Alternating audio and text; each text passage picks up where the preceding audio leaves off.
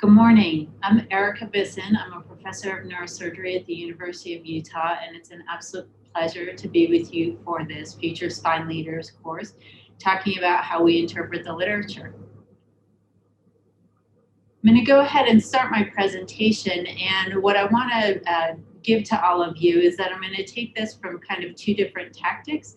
One, what you need to do, and then another one as a bit of an editorial perspective on how to review the literature.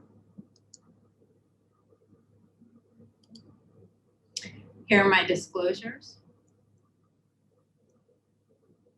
So as I mentioned, first I just want to talk a little bit about context and then go through very methodically a stepwise evaluation of how you look at the literature and the science behind it. And then spend a few minutes at the end really talking about what it means to you for career development and future directions. I think when we think about context, the reality is we need to know why we want to evaluate the literature or interpret the literature, what we want out of any given article that we're looking at. And the second thing is to start that stepwise evaluation. It's important for us to know that there's many different kinds of scientific papers. You know, all of you have read through papers, you've done presentations, you've written articles of your own over the course of the last several years. And really, when you think about articles, they kind of go into two big buckets. There are primary research articles and then review articles. We're going to kind of go through each of the different types of studies and how you think about them and how you might be able to incorporate them into your future practice. When you think about primary research studies, as I mentioned, there are two kinds, really observational and experimental. I think this is important when you're looking at the literature that you define some of the context of the article you're looking at, because it helps you understand and really gravitate towards what you want to get out of the article and how you can use it to aid in your practice. Obviously, the gold standard has always been randomized controlled trials. I will comment that that is, while it's still the gold standard and we consider that class 1 evidence, we are leaning more towards large prospective collected databases or registries to help us understand real world practice more nowadays. Right, I said I'd give you guys a kind of a stepwise, how do I think about scientific reviews and scientific articles. And you start where you start. You start at the beginning. And the beginning of an article always shows you the abstract. So I would say anytime I'm thinking of looking up information, whether it's I have an interesting patient that I want to look at the literature, you know, what's the latest and greatest on a new technique. It's, you know, scrolling through a bunch of articles. And first, it's always reading the abstract. And the question is, first looking at the abstract, is this relevant to the question that I am asking? If yes, then we go to the next step. But if the answer is no, I have a little picture of my trash basket, and that's where everything goes if I don't think it's relevant to my current question. And again, I'm really focusing on why you're looking at the topic. Are you looking at it because you're looking to change your practice? You want patient education, you're looking to learn a new technique, or you're reading it because you're an editor or reviewer for an article. And I think all of those things play a role in how you decipher, the information. The second thing you need to do is once you've identified, you look through the abstract, you decide, yes, it's something you want to do. You need to identify the study type, because it's really important once you identify the study type that you understand the criteria. Today, there's very strict criteria for different studies and how they're published in the literature. It used to just be that there was the very specific guidelines we use for randomized controlled trials, but that's not true anymore. We have specific guidelines for observational studies. Those are all of our prospective, retrospective cohort studies. Those are the stroke guidelines. As I mentioned, the RCTs we've had for a long time, the consort guidelines. And then really anytime you're looking at a meta-analysis or systematic review, you should really follow the PRISMA guidelines. Again, it's not that you need to know these criteria going in, it's that you need to apply them to the study to really understand Is this a valid study? Did they do it right? Should I take the results in the context of how they presented their data and how they adhere to these guidelines? I'm going to just show you them because anytime you're evaluating a piece of literature, you should make sure that they're conforming to these guidelines. And there are some specific things that each article needs to include. The consort, which is the randomized control trial, if you've ever written up a randomized control trial, you will know that every scientific journal requires you to follow these guidelines and actually submit the guidelines with your article. And so you have to actually identify where you hit each of the criteria. And this isn't for you guys to read, just to understand that within each part of the article, you need to identify different things that lead to identify the things that lead to the validity of the study. This I did want to spend a second on, which is the flow diagram for randomized control trials. This absolutely has to be a figure in any randomized control trial. And this also helps you as somebody who's reading the literature, understand exactly what happened to the patient population, how they were assessed for eligibility, how many patients, and then who they excluded, who got randomized and what they got randomized to. And then within the randomization protocol, how many were followed up? Were there any that crossed over? How was the analysis done? This is one of the first things that I look at anytime I'm reviewing a randomized control trial. I flip right to this diagram because that's going to give me a really good idea about crossover, which is incredibly important in randomized control trials, and follow-up. Because the results, while they're the results, they need to be taken with a grain of salt, depending on those two things. It's also important to know when you do report a randomized control trial, they always report the intention to treat analysis first. They may report the as treated analysis as well, but the intention to treat is all based on this very specific diagram. Again, nothing for you to read here, but understand that the stroke guidelines are very similar to the consort, but for observational studies. As I mentioned, these are your prospective, retrospective, cohort studies, your case control studies, any observational studies, even if the data is prospectively collected. And again, this gives you guidelines on what things need to be included. Most of you are writing up these exact types of articles. You should take a look at this as you're writing your article to make sure you've had these very specific definitions. You can see some of the key points that you need to make in the results as well as in the discussion. And I'll make sure to share these slides with all of you.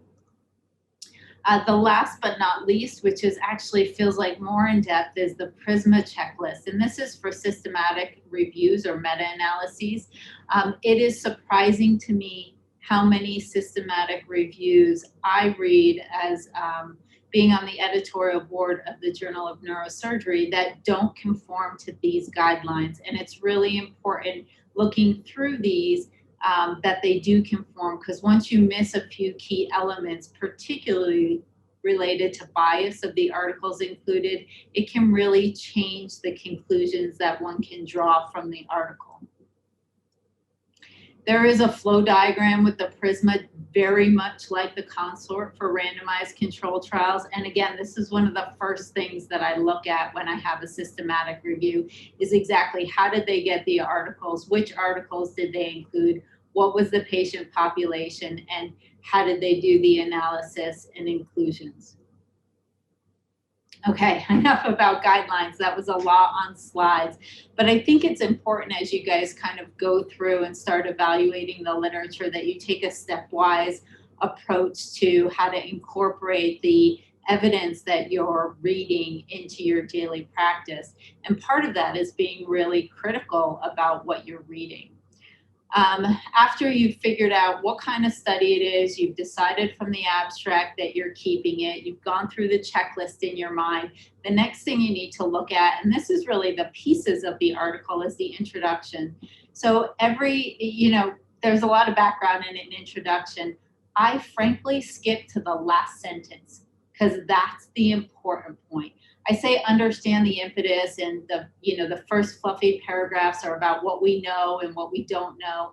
But really the bottom line is extracting what is the hypothesis of the study? What are they looking at?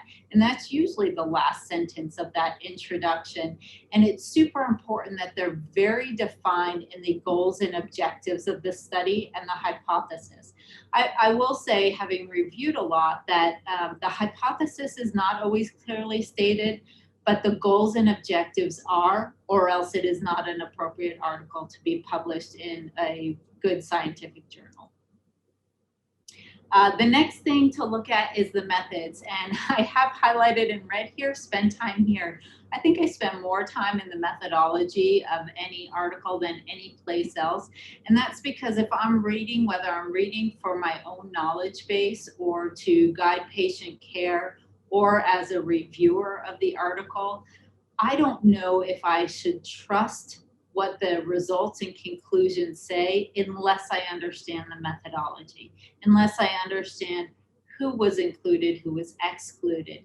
Is there a situation where there's going to be a lot of selection bias, which is the cohort is, maybe it's a single surgeon experience and they excluded, a large portion of the patient population, or they only included people who had 12-month follow-up. Well, what if the patients who didn't have 12-month follow-up weren't doing well and they went to another surgeon? So you have to think about those types of things. I look at exactly what data they included. It's important when I'm going into the methodology that I think about not just the hypothesis, but what are the outcomes variables that they're going to be looking at? What are the independent and dependent variables? What are potential confounders? How are they collecting the variables? How are they measuring the variables?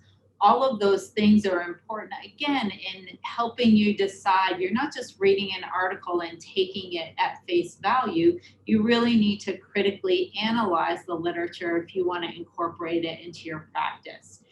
And then I look at the statistical analysis. I happen to have an MPH and did a lot of work on epidemiology and statistics. So for me, this is the way I can geek out into the understanding of the numbers and understanding that they did the appropriate statistics for the data they have.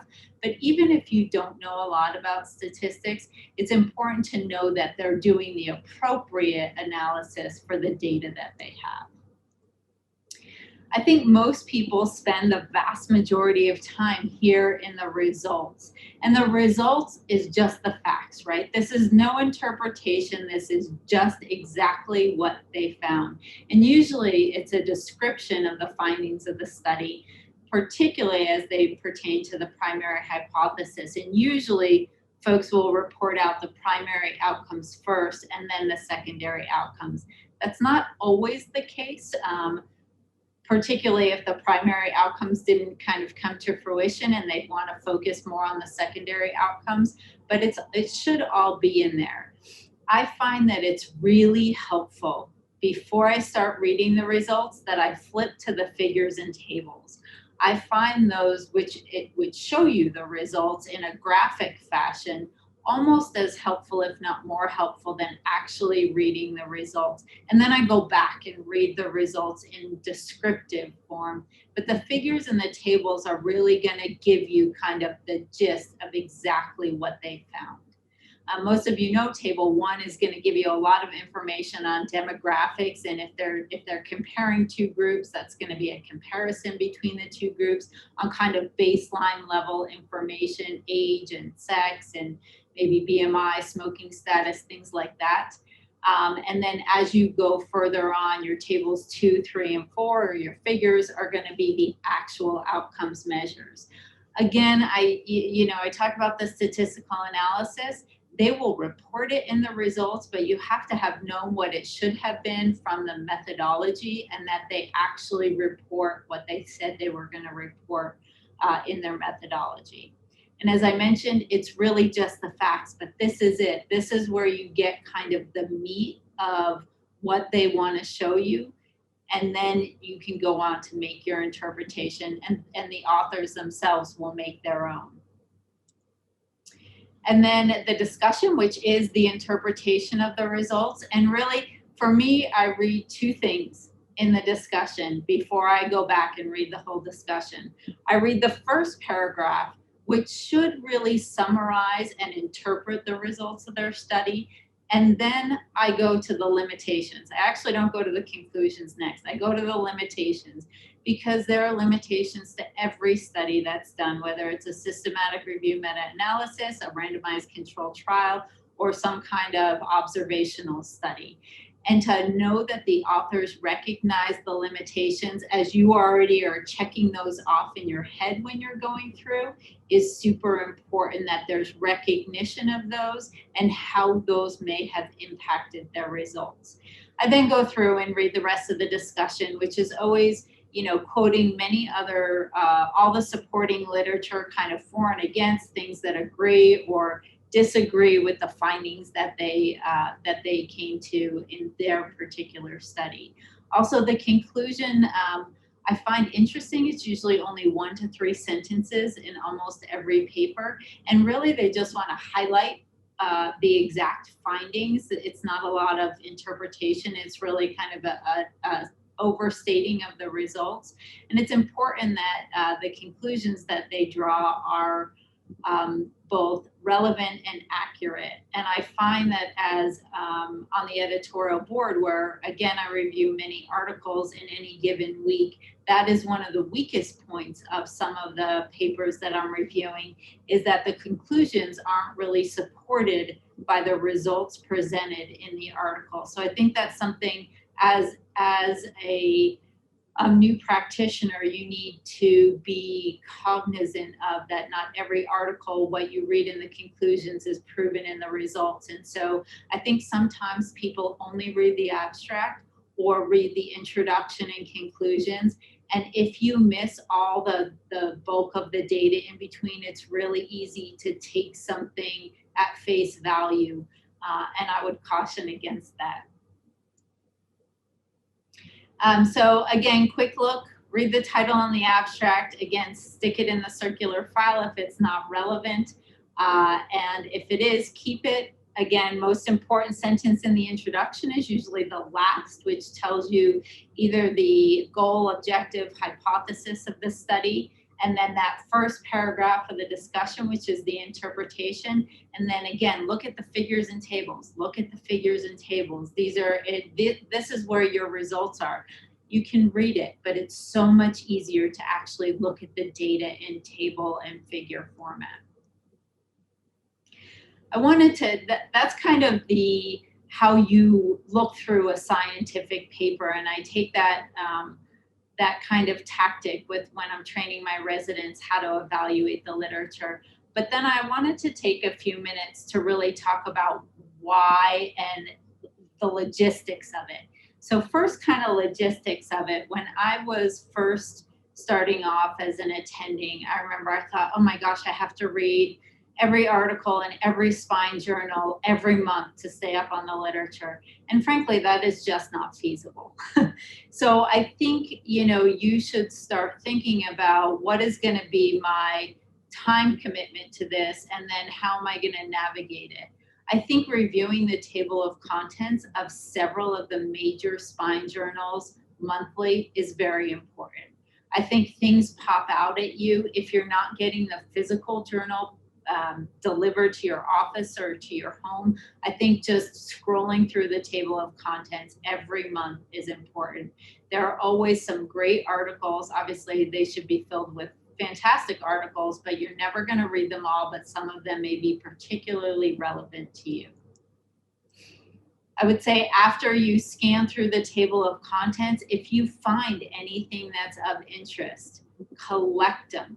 If it's of interest to you, if it's controversial, or specifically relevant to your practice. Say you do a lot of deformity. If there's one specifically on comparing different approaches, anterior, lateral, posterior, for a given surgery for degenerative deformity, you know, you want to pull that article. And then you want to kind of go through it very methodically, and not just take the results and the conclusions. It's super important. I see so many articles published that I read the conclusions after I've gone through, and I say, okay, that's one I can't even believe. And then there's others that I say, okay, I have to take it with this much of a grain of salt, or have to take it at full face value. So it's really important. I say save in electronic format. I have been saving articles since I was a resident, which is many years ago now, and I have them all stored in a cloud drive. And so anytime I need to pull an article, whether it's from 1960 or from 2020, I have it. And it's very, it just, again, this is my own personal how I do it, but I would highly advocate. I think there was one point in time where I get a lot of paper journals. So I was ripping out the articles and stacking them on my desk until I could read them. Then once I read them, if I wanted to keep them, then I went to the electronic version and saved it. Everybody does things electronically nowadays, so I would skip the step of ripping out the paper copy. But somehow you do need to collect the ones, because you're not going to be able to read them right when you're deciding you want to read them. You kind of have to put them to the side and take your additional time. I think there's a lot of utility in keeping up on the literature and understanding the literature. It's super important when you're preparing for your boards. I can tell you for the neurosurgery boards, our expectation is that you can quote some of the literature on the, say, rates of complications in adult deformity surgery. There's been a lot published on that. And if you're way off base, then it speaks to your understanding of the literature. If you're taking care of those patients, that's a little frightening as a certifying board if you're doing these big deformity operations, yet you don't understand the literature. Also, for maintenance of certification, you need it. As I mentioned, talks and presentations. I must have, I don't even know how many hundreds of articles saved. So if somebody asks me to give a talk, although I will say I didn't have a talk on this, somebody asked me to give a talk on registries, national registries. I've amassed articles on that and the validity and the usefulness or utility of registries, or epidural abscesses, or any specific topic, and I have them all grouped by topic. I'm constantly reading the literature to update my practice. And as we know, spine care changes constantly, and we're doing more and more with registry efforts and really comparative effectiveness research. So we're understanding more about why certain procedures work better for certain patient populations or disease processes. So it helps when I'm talking to my patients, I can say, oh, you have a 30% risk of a reoperation within 3 to 5 years if you have a stable grade 1 spondylolisthesis and you get a decompression alone. And that's straight from Zohair Gogawala's study that was published in the New England Journal back a few years ago on that specific topic in a randomized controlled trial. You can also use it if you do later on in your career, if you ever do medical legal or quality reviews. Those all need to be supported by current guidelines and literature. So having kind of a stockpile and knowing the literature, understanding the literature really helps you when you're starting off doing any of these things. So in summary, I would say kind of set up your system. Set up your, I gave you kind of a stepwise fashion on how to analyze an individual article, but set up your system from the beginning of your practice of how you want to screen articles, how you're going to evaluate them, and then how you're going to incorporate them into your practice. I would say ebb and flow volume, that comment is because you're busy when you get started in practice. You have a lot to think about, and you really are not going to have time necessarily to be reading all the literature that's out there. So you have to understand what your capacity is and how to incorporate that into your daily, weekly, monthly practice. This is important. Be cognizant of confirmation bias. So confirmation bias is when you only read literature that supports your own worldview, or you only pick articles that support your own worldview.